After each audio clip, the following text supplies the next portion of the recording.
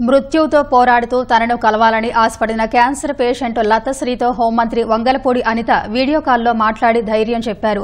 లతశ్రీ భర్త ఆనంద్ ద్వారా సమాచారం అందుకున్న అనిత ఆమె ఆరోగ్యం పరిస్థితిని అడిగి తెలుసుకున్నారు. క్యాన్సర్ నుంచి బయటపడిన ఎంతో మంది గురించి ఆమెకు వివరించి ధైర్యంగా ఉండాలని సూచించారు. వీలు చేసుకుని స్వయంగా శ్రీకాకుళం వచ్చి కలుస్తానని ఆమెకు భరోసా ఇచ్చారు.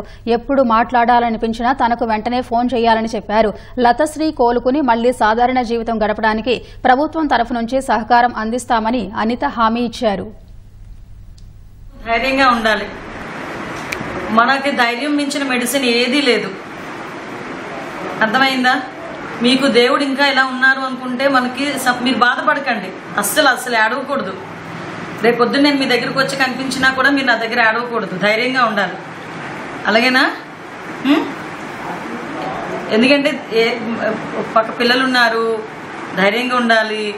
ఏం కాదు, ఇంతకన్నా పెద్ద పెద్ద ఇన్సిడెంట్లు జరిగిన వాళ్ళు కూడా ఈరోజు సర్వైవ్ అయ్యి చక్కగా హ్యాపీగా వాళ్ళ లైఫ్ డీల్ చేస్తున్నారు కదా.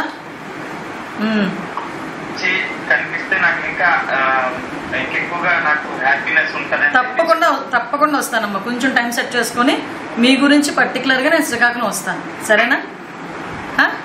ఓకే. మీకు ఎప్పుడైనా మాట్లాడాలి అనిపిస్తే కనుక డెఫినెట్గా వీడియో కాల్ చేయండి, నేను మాట్లాడతాను. ధైర్యంగా ఉండండి. ఏమా? జాగ్రత్త. ఓకేనా? జాగ్రత్త అమ్మా.